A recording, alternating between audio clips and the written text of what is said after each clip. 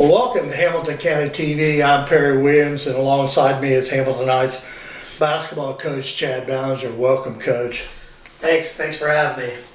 You're losing your voice there a little bit. I am. It's tough. When you have a double, yeah, when you play three games last week will do it to us. Yeah. Well, Coach, you're sitting 1-3 right now.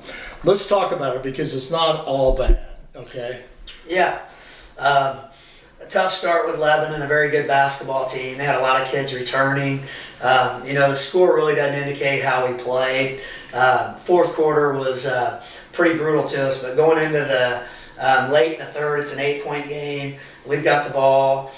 We end up going down 12 on a little 4-0 run, but we start the fourth with a nice post play, and Simon Knott gets a bucket. And our second possession down, we come down, and John Iron gets a nice layup, misses a layup, he gets fouled, and splits the free throws. So we score 3 points right out of the gate, and then we go on a dry spell. Yeah. And our last point, we got one more point on a free throw late in that game. So they ended on a 21-4 run and really just kind of buried us. But, a lot of inexperienced kids on opening night. We competed, but the score really doesn't indicate. The game was pretty close most of the way until that fourth quarter. We come last week, and we really grew up a lot. We got a nice lead against Clinton Central. Really played well to open that. Got up 18 or 19 early, and then just kind of coasted. And, in this business, it's hard to win. It doesn't matter who you play.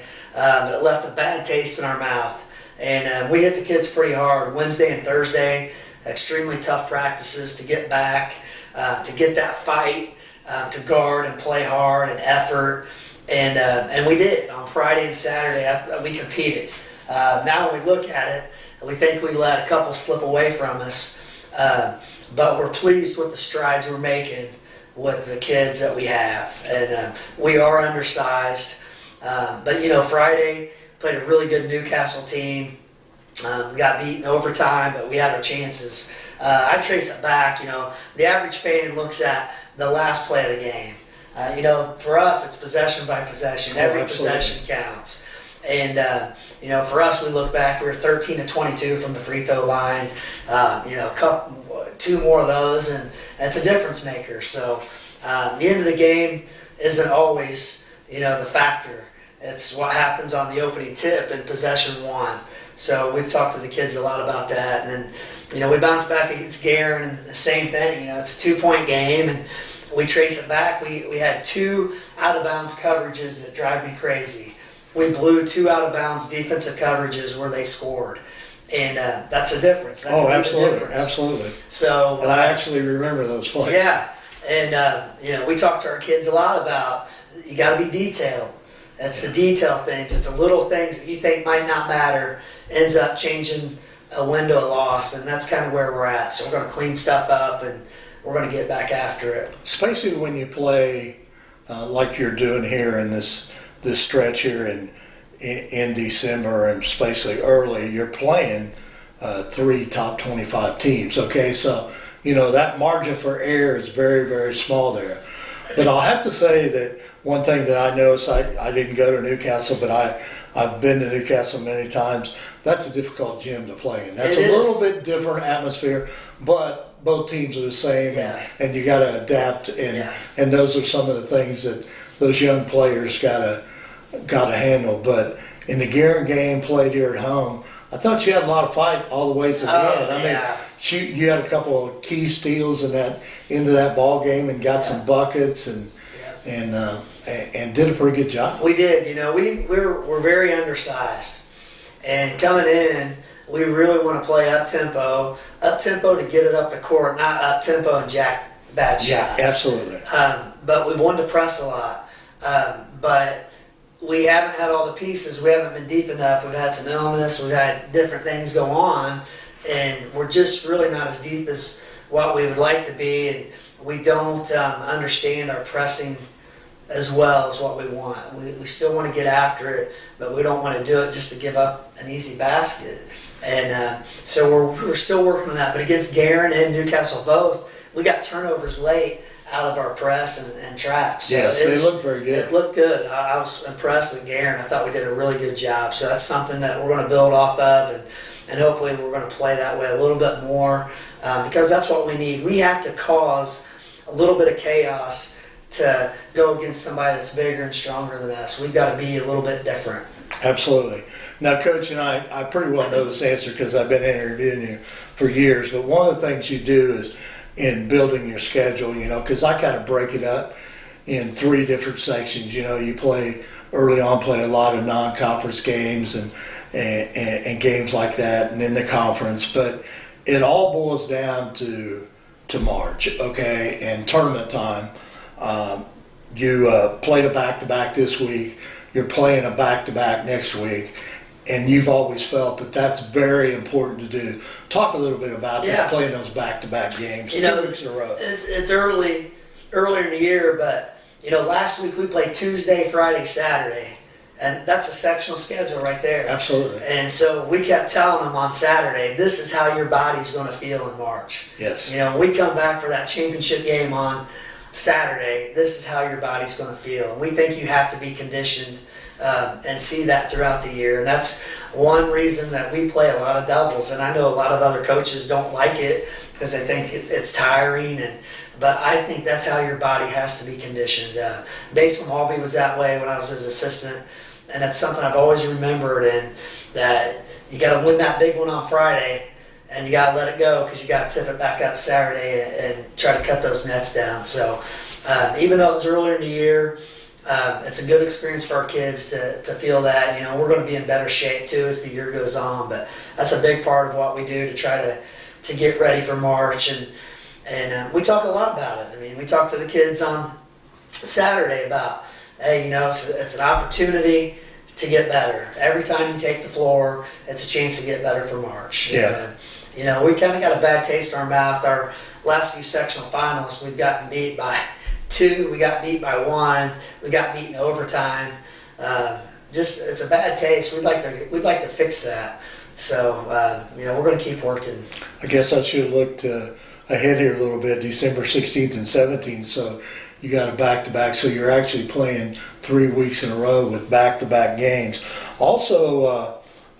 Always a very interesting game that you, of course, you have Lewis Gas at home on Friday night, but you go to Delta, and Delta's a very good team, and that's one of your favorite places to play. Yeah, That's just a joke.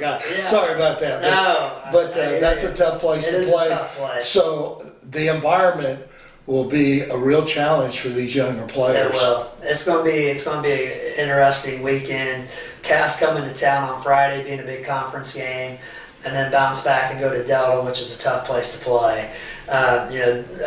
Coach Mark Detweiler is one of my best friends. We've been close through the years. We were college roommates. He just does a great job, and he'll have them ready. And that's like I tell our kids, though. We're going to go. We're not going to throw anything at them that we might be able to hold on to for March. So it's not really always a true gauge. We're not going to throw everything at them. We're just going to test and see where we're at and see where they're at and get some stuff on film.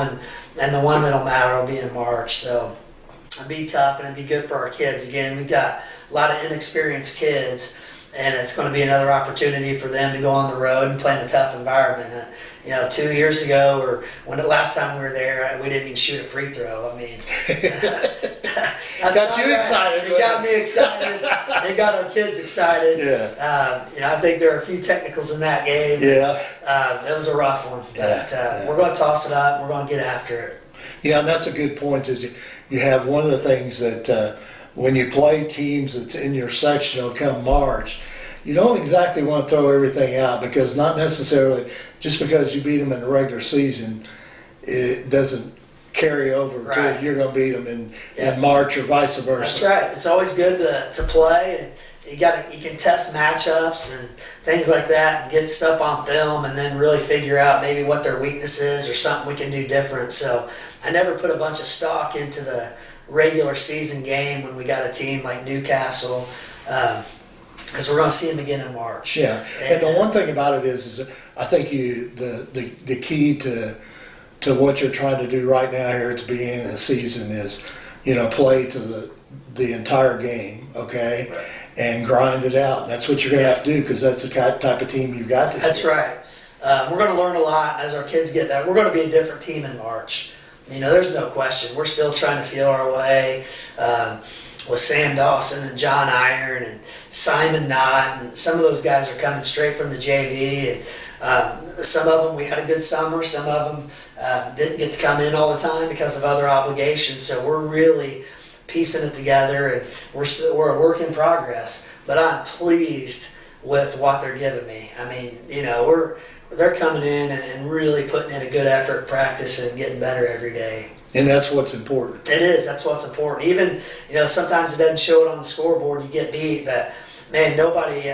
I've gotten more emails on our fight and the way we played against Guerin, you know, absolutely. on a loss than what we've got. You know, maybe if we'd have won it. Yeah. So the effort's there, and we're working extremely hard. Well, I think it really summed up in Richie Hall's article in the Hamilton County Reporter, in the headlines, talking about that both coaches felt like that both teams really learned a lot from that game, and that's what you want. That's right. That's what you want. We did learn a lot.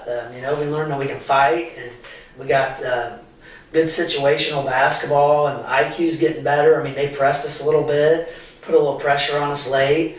It's a close game. They made a little 5-0 run at the beginning of the fourth, and I think that was the largest, you know, lead for most of the game. So very tight game, and it's an opportunity for Phoenix, Von Nassar, and those other guys I mentioned to be in this spot they've not been in. You know, the lights are a little brighter on varsity basketball Absolutely. than they are for JV. Absolutely, and that, like you said, I can't think of any better test than coming up this Saturday going to Delta, because I remember 2 years going over there, and that's a pretty hostile environment. That's tournament time basketball. It is. They'll have a great crowd. It's a great place to play. It's kind of a different gym, you know. They'll be on you. They're going to be close. It's close. Benches are right there. Yeah. But it'll be a lot of fun.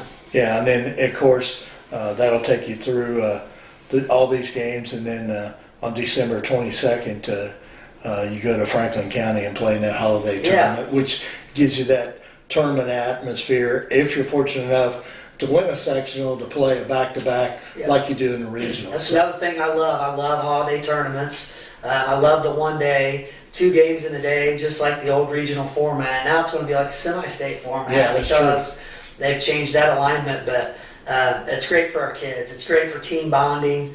I love the hotel atmosphere. We go down the day before practice, spend the night in the hotel. I think that is more fun for the kids. You know, they get to hang out, and last year I think they lived in the hot tub, you know, in the hotel, and had good memories. And you know, we won it 2 years ago, and we'd like to win it again. I mean, it's just a great opportunity to play 2 games and get after it. So I've always loved the holiday tournaments. It's, you know, some ADs, they don't like it because crowds aren't always great because it's still in the middle of the day, but I think our kids really do like it.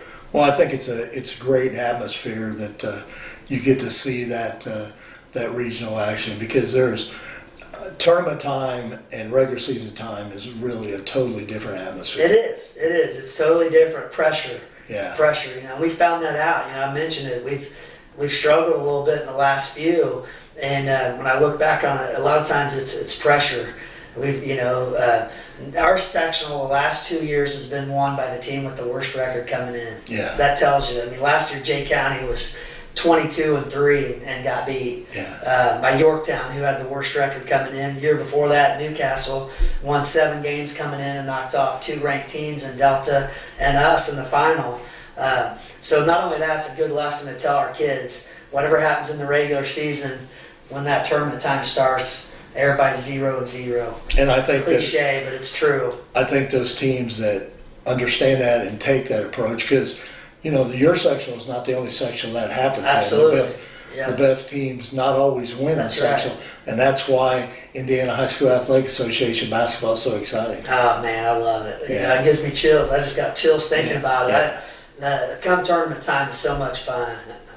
I just want our kids to experience it. I always say I'm selfish and that I've got to do it a lot. You know, I've been a part of it as a head coach numerous times. When I was an assistant, we won the sectional every year. I was an assistant at Kokomo, And I want the kids to experience that. This group that we have right now, nobody's experienced it. You know, we're kind of on a little dry spell, but I want them to see those fire trucks through Arcadia and Cicero and come back to a little pep session and get that feeling of what that's like, because it is a great something you will remember for the rest of your life. Yeah, you might not remember the scores or anything like that, but you'll remember that pep rally or that that's right. Whatever it comes sectional time. Those guys that I've had in the past, my Knightstown guys and those Heights guys, I'll get a text every now and then from them, and it'll be about, Coach, that bus ride home was something I'm never going to forget. You know? It wasn't about the game. No, absolutely. It's about that bus ride and those windows down and the sirens going off, and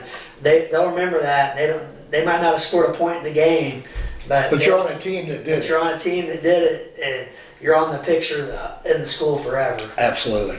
Well, Coach, I appreciate you taking time out to your busy schedule. We kind of went through your December schedule, and I probably at the first of the year I'll come back up and we'll talk about the second half of the schedule and start talking a little bit more about sectional time, and by that time we'll know what you got to do, especially when you hit some of those first few games which are conference games coming back in January. Yeah, I appreciate it. Thanks for having me. All right, thanks a lot, Coach. Yep.